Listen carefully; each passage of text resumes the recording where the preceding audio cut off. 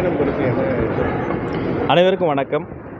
மாண்புமிகு முதலமைச்சர் அவரினுடைய அறிவுறுத்தலின்படி அமெரிக்காவில் கடந்த ஒரு வார காலமாக பல்வேறு வகையான உலகத் தமிழர்களை ஒன்றிணைக்கக்கூடிய ஃபெட்னாவினுடைய ஆண்டு விழாவில் சிறப்பாக பங்கேற்று அந்த விழாவில் சிறப்பித்ததோடு மட்டுமல்லாது அங்கொன்றும் இங்கொன்றுமாக பிரிந்து கிடக்கிற எல்லா தமிழர்களையும் தமிழ் அமைப்புகளையும் ஒன்றாக்கி நன்றாக்கி மீண்டும் ஒரு உலகத்தமிழ் மாநாடு நடத்துவதற்கான ஆலோசனைகளையும் மேற்கொண்டு அது மட்டும் இல்லாது அங்கிருந்து ஹூஸ்டன் மாகாணத்திற்கு சென்று அங்கே நம்முடைய தமிழ் இருக்கைக்கான பல்வேறு பணிகள் தொடர்ச்சியாக நடைபெற்று வருகிறது.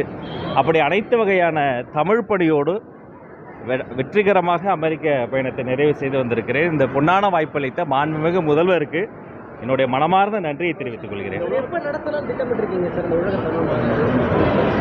இப்போ 2019ஆம் ஆண்டு சிக்காகோவில் ஒரு மாட்டி நடந்தது. அதுக்கு முன்னாடி தமிழ்நாட்டை பொறுத்த வரைக்கும் தஞ்சாவூர் நடந்தது, சென்னையில் நடந்தது, எம்ஜிஆர் ஐயா ஜெயலலிதா அம்மாலாம் நடைபெற்று நடத்தக்கூடிய வாய்ப்புகள்லாம் கிடைத்தது. இப்போ இந்த மாநாட்டை பொறுத்த வரைக்கும் முன் எப்போதும் இல்லாத அளவிற்கு அனைவரும் இன்க்ளூசிவாக எல்லா உலக தமிழர்களையும் இணைக்கின்ற வகையில் அதே மாதிரி அடுத்த தலைமுறையும் அடுத்து நம்மளுடைய இலக்குகள் அடுத்த தலைமுறையும் இது வாஞ்சையோடு அணைக்கக்கூடிய வகையில் செயல்படும். அப்போ பல்வேறு கட்டையான பணிகள் இருக்குது. இப்போ தான் ஆரம்ப பணிகள் தொடங்கியிருக்கு.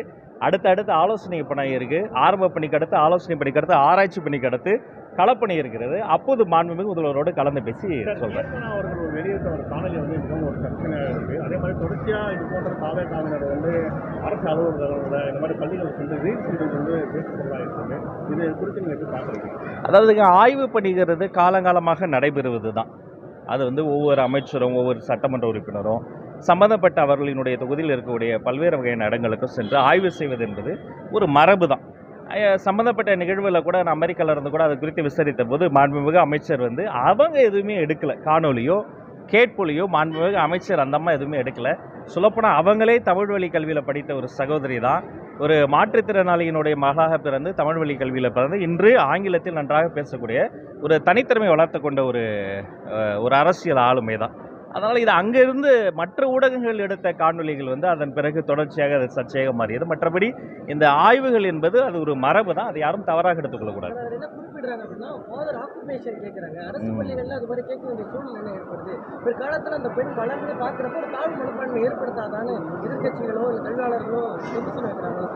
இல்லை, எந்த ஒரு பள்ளிகளிலுமே அவர்கள் பேசக்கூடிய ஒரு தமிழ் வழி கல்வியாகவோ அல்லது ஆங்கில புலமையோ அல்லது அவர்களுடைய பேக்ரவுண்டோ வேறு எந்த அரசியல்காரர்களுக்காகவும் யாருமே கேட்கக்கூடாது. ஆனால் இந்த சம்பந்தப்பட்ட நிகழ்வில் அந்த மாணவியோட ஒரு ஐஸ் பிரேக்கராக அவர்கள் நெருங்கி பழகுவதற்காக, ஏன்னா அவங்களும் ஒரு சாதாரண எளிய வீட்டு பெண்ணிலேருந்து வந்தவங்க.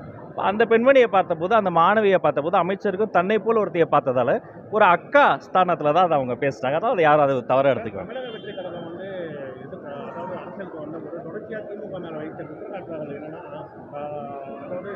எண்ணங்கள் சரியில்லை, நகர் சரியில்லை, பெண்களுக்கு பாதுகாப்பு தருகிற மாதிரி விஷயங்கள் குறிப்பிட்டீங்க.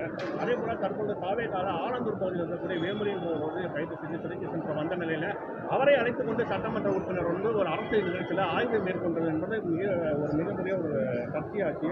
இது போன்ற செயலில் ஈடுபடுறது நீங்கள் என்ன? கடல் நீரை குடிநீராக்கும் திட்டம் நீங்கள் 50 நாளில் பண்ணியிருக்க முடியாது, நாங்கள் 5 ஆண்டு பண்ணதுன்றாங்க. தமிழ்நாட்டில் சட்டம் ஒழுங்கு சீர்கெட்டு இருப்பதும் 50 நாளில் பண்ணியிருக்க முடியாது, அவங்க 5 ஆண்டில் பண்ணதோடைய விளைவை தான் இப்போ நம்ம சந்திச்சுட்டு இருக்கோம். தெருவெல்லாம் போதைப் பொருள் புழக்கம் அதிகமாக இருந்ததோடைய வெளிப்பாடு தான் இது. ஆக இந்த சட்டம் ஒழுங்கு சீர்திருத்தம் என்பது தொடர்ச்சியாக நடைபெறுது. சட்டமன்றத்திலே அதை குறித்து விரிவாக பேசியிருக்கிறேன். சிங்கப்பெண் திட்டம் உருவாக்கப்பட்டதாக இருக்கட்டும், தொடர்ச்சியாக சீரியல் அஃபெண்டர்ஸ் அரசு செய்யப்பட்டதாக இருக்கட்டும், இது ஒரே நாளில் எல்லாமே சரி பண்ண முடியாது. ஆனால் ஒரு நாள் இது எல்லாமே சரி செய்யப்படும். இதனுடைய பிரச்சனைகளினுடைய தாய்மடியாக இருக்கக்கூடிய போதை கலாச்சாரத்தை அழிச்சுக்கிட்டு இருக்கிறோம்.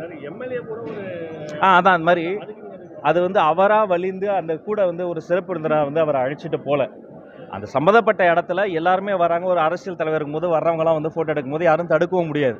இருந்தாலும் இது போன்ற விஷயங்களை இன்னும் கவனமாக இருக்க சொல்லியிருக்கேன். இல்லைப்பா, 3ஆம் வகுப்பு வரைக்கும் பாடத்திட்டத்தை மாற்றி இருக்கிறோம், பாட புத்தகத்தையே மாற்றி இருக்கிறோம். டெக்ஸ்ட் புக்னு சொல்கிறோம்ல, it is no more text book. டெக்ஸ்ட்டை குறைச்சிட்டு வண்ண படங்களை அதிகமாக்கி இருக்கிறோம். பார் கோடுகளை கொண்டு வந்திருக்கிறோம்.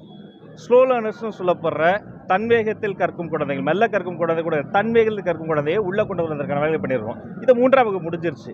அதே மாதிரி கரிக்குலம் கமிட்டி அடுத்தடுத்த வகுப்புகளுக்கான அந்த வேலைகள் நடந்துகிட்டு இருக்கு. அந்த பாடத்திட்டம் அந்த பிரிண்டிங் ப்ராசஸும் போயிட்டு இருக்கு. அதுவுமே கொண்டு போய் சென்டர் சேர்க்கப்படும். முக்கியவர்கள் இடம்பெற்றிருந்தே தவிர இன்னும் வரையும் நாங்கள் வந்து திமுகவில் நட்பாக தான் பழகி வரோம்னு சொல்லியிருக்காங்க. இது ஆனால் இந்த விஷயம் வந்து தாவேகா தலைவர் விஜயை வந்து பாமக தலைவர் அன்புமணி ராமதாஸ் சந்தித்த பிறகு இந்த விஷயம் கொண்டு வருது. இது குறித்து நீங்கள் இதுதான் டெமோக்ரஸியுடைய பியூட்டியே. இதுதான் ஜனநாயகம். கூட்டணி கட்சியில் இருக்கக்கூடிய தலைவர்களை தங்களுடைய நண்பர்களாக தோழர்களாக பார்க்கக்கூடிய கட்சி தமிழக வெற்றி கழகம். மற்றபடி அவர்களை வந்து தங்களுடைய ஒரு குடும்பத்தினுடைய ஒரு ஏவலாகவோ தங்களுக்கெல்லாம் தான் எல்லாரும் தங்களை மீறி யாரும் பேசக்கூடாதுன்னா அப்படி எந்த நெருக்கடியும் தரக்கூடிய கட்சி நம்ம கிடையாது. இதை ஒரு ஜனநாயகமாக திருமாவளவன் அவர்களினுடைய பேச்சு ஒரு டெமோக்ரஸியாக ஜனநாயகத்தை வெளிப்படா பார்க்கிறேன். மற்றவர்கள் போய் கலந்து பேசி நம்ம பேசுவோம். நன்றி. நீங்க ஆய்வு பண்ண மாட்டீங்க.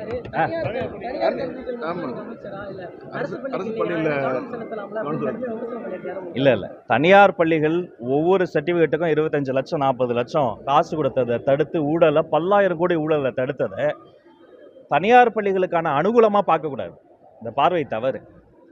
ஊழலுக்கு எதிரான நடவடிக்கை தான் பார்க்கணும். மற்றபடி அரசு பள்ளிகள் தான் என்னுடைய கண்கள். அரசு பள்ளிகள் தான் என்னுடைய முதல் விஷயம். நான் போட்ட முதல் கையெழுத்து அரசு பள்ளியில் இருக்கக்கூடிய பெண் குழந்தைகள் படிக்கிற கழிப்பறையில் பூட்டக்கூடிய கதவுகள் இருப்பதற்காகத்தான் முதல் கையெழுத்தை போட்டேன்.